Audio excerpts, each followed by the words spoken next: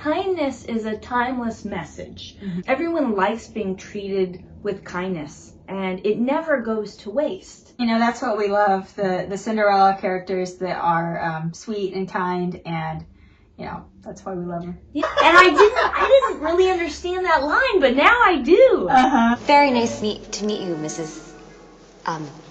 Queen, your Majestiness.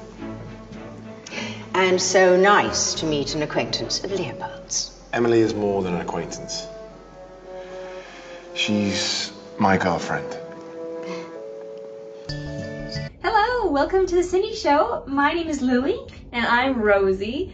Today we are doing our 30th movie review of the 2014 A Royal Christmas. So this is a TV romance Hallmark movie about Emily and Leo, who are in Philadelphia, and they, I think they meet going to school, and they're dating. And he drops a big bomb that he's actually a prince of a European country called Cordinia. I'm Prince Leopold of Cordinia. What? And so they go to Cordinia for Christmas, and she meets his mother, the Queen Isadora, and Queen Isadora absolutely hates Emily. Because she's a commoner and she's dating his son, and his son is in love with her. So throughout most of the movie, the Queen is basically trying to make her look really bad in front of everyone. But Emily kind of rises to the challenge, and she gets the help of a butler named Victor to kind of help train her for the Christmas Eve ball. She goes to the ball and actually does amazing. She has a beautiful staircase entrance scene in a beautiful dress, and she dances. And then after the ball, Leo proposes to her, but she ends up saying no, and she leaves because the Queen has just been so awful to her, and she's realized that it's not going to work. So we both liked this one because this is the first Cinderella movie that we've reviewed where they, at the start of the movie, they start in love. Yeah, so a lot of the other movies that we've reviewed that are similar to this, they kind of start to fall in love throughout the course of the movie. But for this one, Leo and Emily, I think they must have met in school or something, and they're already in love. And so it starts out the movie that way, so that's unusual. Yeah, I like that, because you don't see the start of their relationship, which we've seen before over and over. Tell me, Cinderella, what would a man have to do to find himself in your good graces? Who wants to know? Let's just say a charming stranger.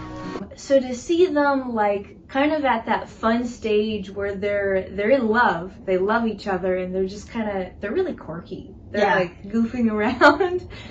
They're a good fit. The Queen though, she's terrible. Yeah, she's really harsh.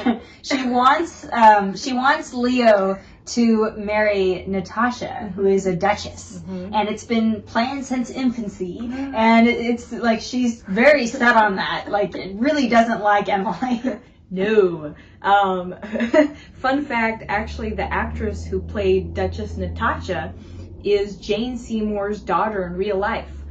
Same beautiful red hair, and Jane Seymour, Queen Isadora, makes some comment in the movie about how you reminded me of myself when I was a young lady, and I didn't really understand that line, but now I do, because they're actually mother and daughter. Oh, that's funny.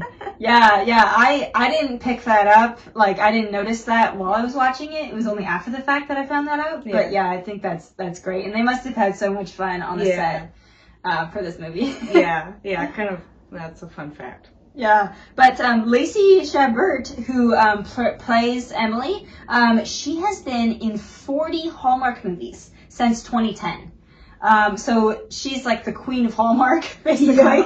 And the first movie that she was in, Hallmark movie, was called Elevator Girl in 2010. And it was a Cinderella story. The summary of that is It's a contemporary tale of Cinderella. A young, successful lawyer panics when he finds that he's fallen for a working-class girl. So we need to watch this. We do! And we need to review it because this is apparently where it all began for Lacey.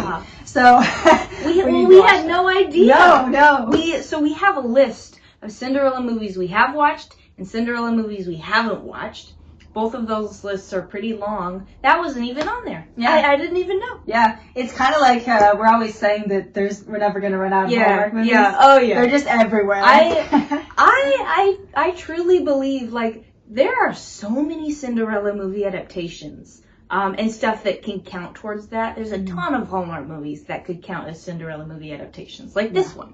Yeah. They don't outright call her Cinderella, but there's so many connections. Same with The Princess for Christmas and the 2017 Christmas Prince.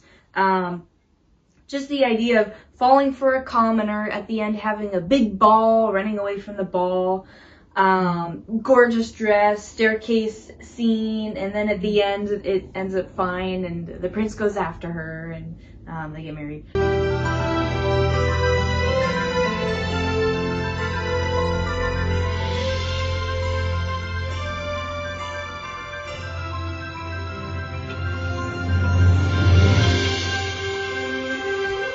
It's like an unending list. Yeah, we've got a lot of content. So that's good. We'll keep the show going. Yeah.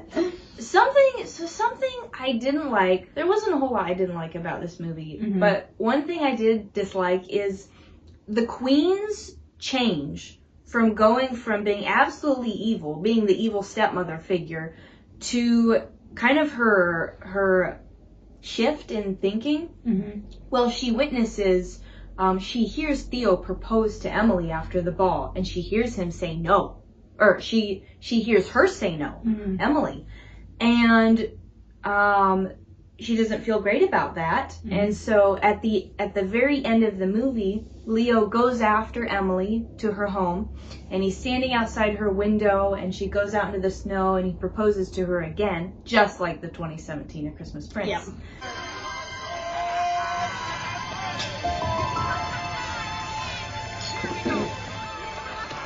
What are you doing here?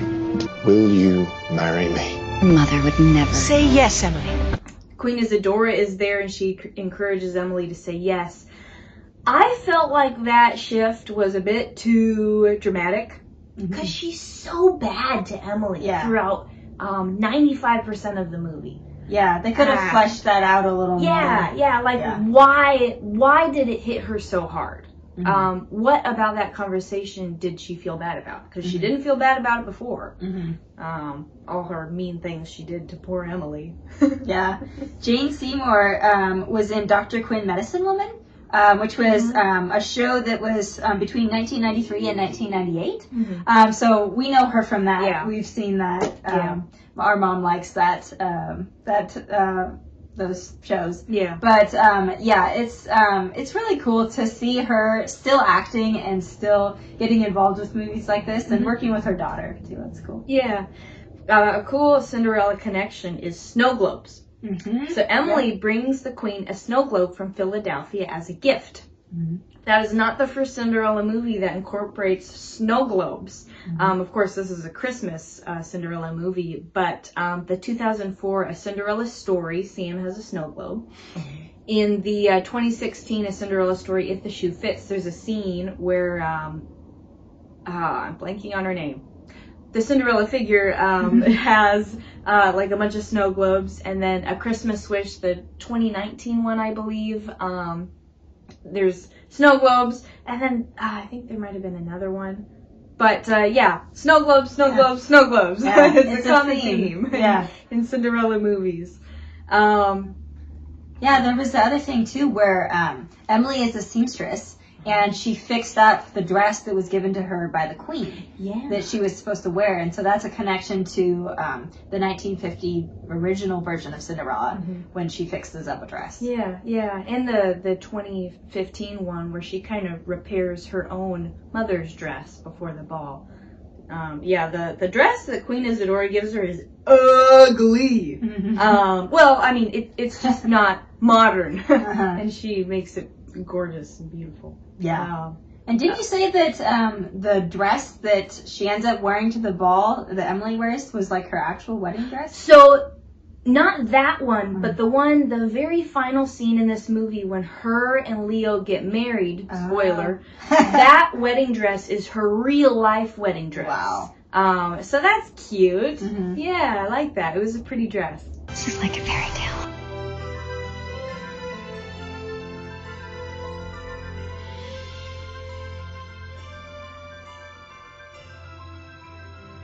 This movie was going to be a sequel to the 2011 A Princess for Christmas. Same castle, same as A Christmas Prince, same castle in Romania.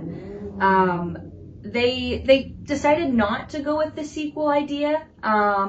It's still very similar though, with how the prince brings a commoner to the castle and the relatives don't like her at first. And especially how Emily is just super kind to the staff and servants despite their station. Yeah. That's kind of a reoccurring theme. Yeah. Remember the two guards that are standing up by the front doors? Yeah. And the prince and Emily are trying to get them to talk. Yeah. Get them to say anything. And at the end, they both like look at each other and smile. Yeah, when they get married. I like that. Yeah. Yeah. I liked... Well, I feel like this is a common thread in most Cinderella movies, but I still like that message that having a title doesn't mean you're going to positively affect the lives of the people around you. It's how you treat them. It's the kindness that you show, and Emily kept being so kind to the servants and staff that after, like during the ball, she accidentally got 2 of them fired from their job.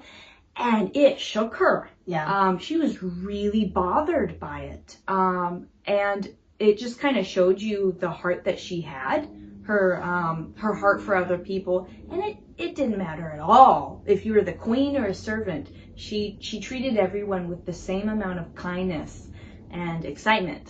And I like that. Yeah.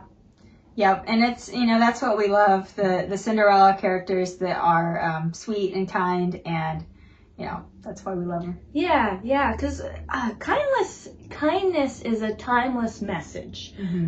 Everyone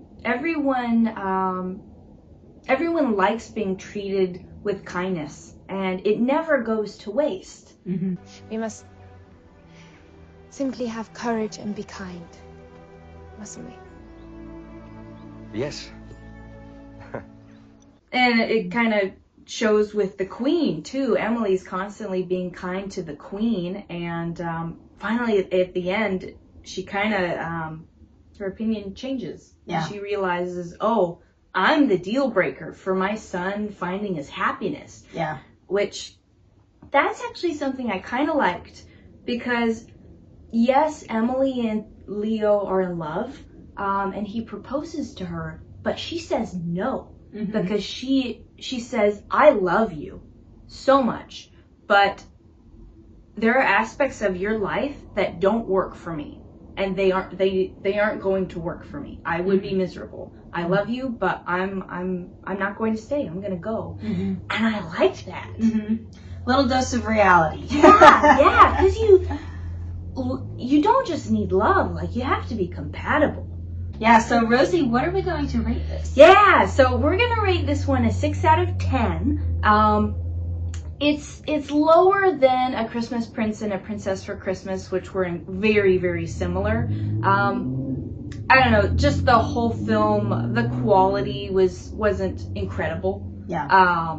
But we still enjoyed it. Yeah, it doesn't quite compare to those other two, A Christmas Prince and A Princess for Christmas. Yeah. But we still like it, and yeah, it's another thing I liked is there's a little orphan girl named Poppy. Oh yeah. And the prince Leo shows his own kindness by buying a bunch of, I think it was Christmas trees or something. Yeah. He buys a bunch of trees that it's a fundraiser that the orphanage is doing, and he buys all the trees. And so Emily is like, okay, so this prince guy is a nice guy. I don't know, it makes you feel warm inside. Yeah. Which is what a Christmas movie should do. Yeah, so go watch that movie if you want to know what happened to Poppy. Yes.